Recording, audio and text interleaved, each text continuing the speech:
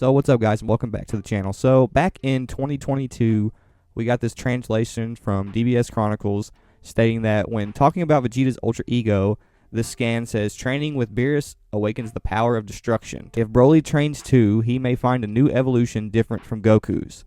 Now this translation, this post, this portion of this article, which I covered previously on the channel, has never been more relevant than now. But what exactly does this mean? Well, Vegeta is essentially, along with Goku, the perfect teacher for Broly.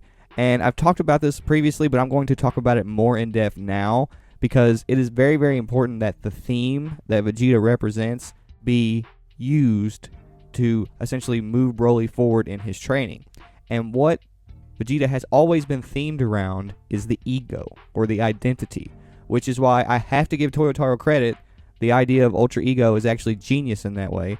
Looking back at Vegeta's character, he has always been a representation of this idea of the ego or the identity. Now, what do I mean by that? Well, when Vegeta first showed up in Dragon Ball Z, he had a lot of pride in who he was and his identity as the Prince of Saiyans, right? And then fast forward to Namek, and Vegeta encourages Goku to embrace his pride as a Saiyan. Goku does choose to embrace his pride as a Saiyan, but not in the typical sense, because he did not agree with who or what the Saiyans were at the time.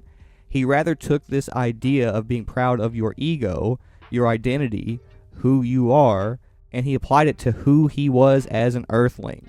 So that's why you'll hear Vegeta talk about, oh, he's the Prince of all Saiyans, he's the all-powerful, elite of the Saiyans, and he brags about this all the time, and then Vegeta directly influences Goku to essentially replicate his ideology in the sense that when he becomes a Super Saiyan, he tells Frieza, I am Son Goku, the pure-hearted warrior awakened by rage, sent from Earth to stop you. He's essentially embracing who he is as an Earthling, and that is what he is using to essentially alleviate the effect that Super Saiyan was having on his personality.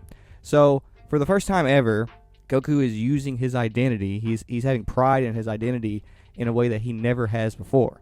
He is similar to Vegeta, having pride in himself in the sense that because he's an Earthling, and because he's a martial artist, and because his identity is this pure-hearted Saiyan who was created as a result of being sent to Earth, because his identity is a good thing, having that pride in his own identity, in his ego, is also a good thing.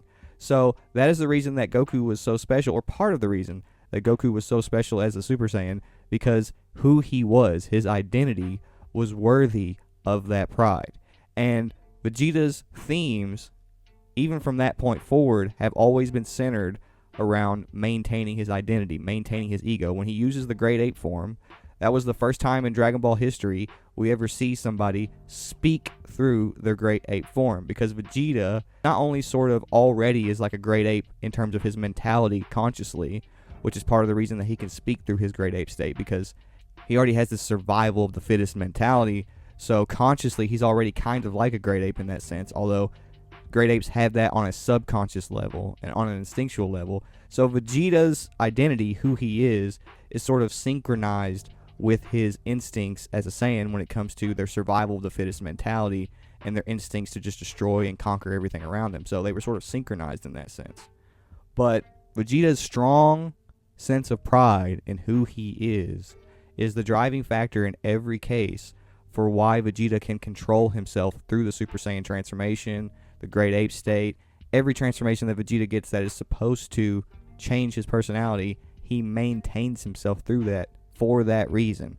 And that is the most important principle of Vegeta's personality that is going to be extended to Broly, is the fact that it doesn't matter what transformation, what spell, what personality altering thing happens to Vegeta, he maintains his identity, his personality. We saw that with Vegeta first becoming a Super Saiyan, to which Goku struggled to control himself as a Super Saiyan. Vegeta just did it right away because he had so much pride in his ego and his identity that part of himself shone through who he was. And again, we also saw it whenever Vegeta was a Great Ape, like I mentioned before. But then we see this again when Vegeta becomes Majin Vegeta. His identity, his desires, his ego is so powerful that he can maintain himself through the spell that Babidi put on him in the Buu Saga. And then Vegeta literally gets corrupted with the Dark Ki of Cumber, and he maintains his personality. He controls the evil chi through embracing his ego and embracing his identity and his personality, embracing his pride as a Saiyan, right? His pride in who he is. And then in Ultra Ego, when Vegeta says that he is all ego, again, that is just sort of pointing out to you in an extremely blatant way what the themes of Vegeta's character is. It's the ego, it's the identity, it's pride in who you are personally, your personal identity. And that is extremely important when it comes to what Vegeta is going to extend to Broly. The reason this is so important for Broly is because Broly has an ability that is extremely similar to Ultra Ego and Ultra Instinct, in the sense that because he's a mutant, he can grow and adapt in a way very, very, very similar to Ultra Ego and Ultra Instinct, which are sort of just accelerated versions of the Saiyan's already innate ability to adapt and react to their environment and to their circumstances. So, in order for Broly to catch up to Goku and Vegeta, he's going to have to take advantage of what happens to him as a mutant when his adrenaline is flowing and his body is constantly evolving and reacting and adapting to the circumstances that it's dealing with at an accelerated rate in comparison to, a normal Saiyan. So Broly sort of has his own God technique in that way, but it's innate built into him because he's a mutant and because he's a legendary Super Saiyan. So Broly is going to use the rage and the adrenaline that comes from battle to essentially grow and grow and grow constantly in comparison to, Goku and Vegeta. He's actually going to use it as fuel in the same way as Vegeta uses pain, right? Because that's essentially Vegeta and Broly's way of telling their fight or flight reflexes that their body is in danger. They essentially just have two different sources of fuel in that sense. When it comes to fuel and when it comes to your fight or flight reflexes, Vegeta is also extremely appropriate in terms of being a teacher towards Broly when it comes to activating his fight or flight reflexes even outside of anger. Because you'll notice in the Granola arc that Vegeta took advantage of his heart beating rapidly in battle and the excitement of battle to tap into Ultra Ego. Now, the trick is that Vegeta needs to teach Broly how to both simultaneously maintain his ego, his identity, his personality through Super Saiyan, like he helped Goku do on Namek, while also helping him teach him to use his rage and his innate power at will to sort of fuel his ability to adapt and react to his circumstances and his environment. So, in that sense, Vegeta really is the perfect teacher for this aspect of Broly's training. He has basically all the tools he needs, and after coming into contact with Bardock and wanting to express and spread his pride to others, because that's sort of, as Vegeta said, his responsibility at this point, essentially the entire story is being set up in a way to where Vegeta and Goku, and I've talked about this countless times so far on my channel, are serving the same roles that they served on Namek, where Goku is helping Broly maintain his identity in terms of not losing himself to his anger through practicing martial arts and maintaining his identity as a pure-hearted Saiyan.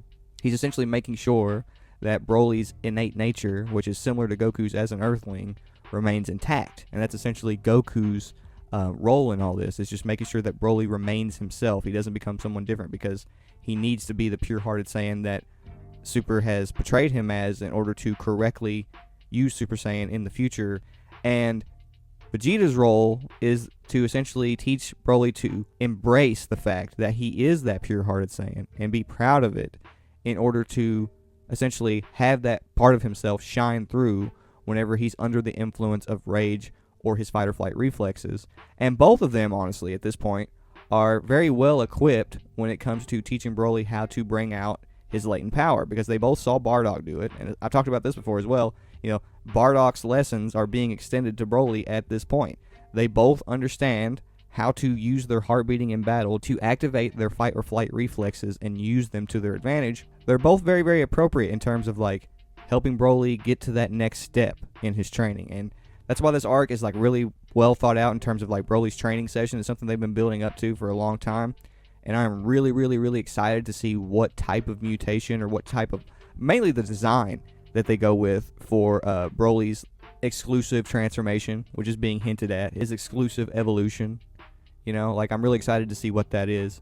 But anyway, I hope you enjoyed this video. I just thought this was a very interesting topic. I think the training that Vegeta and and Goku are both putting Broly through. It's really cool storytelling, in my opinion, to take the idea of the legendary Super Saiyan and who Broly was in the original incarnation of his character and spin it in this way and take advantage of what happened on Namek, and having Goku and Vegeta help Broly work through his inner demons like this. It's just a really cool thing. Like, I'm really enjoying it. But again, I hope you enjoyed this video. Don't forget to like, comment, and subscribe, and I will see you guys in the next one.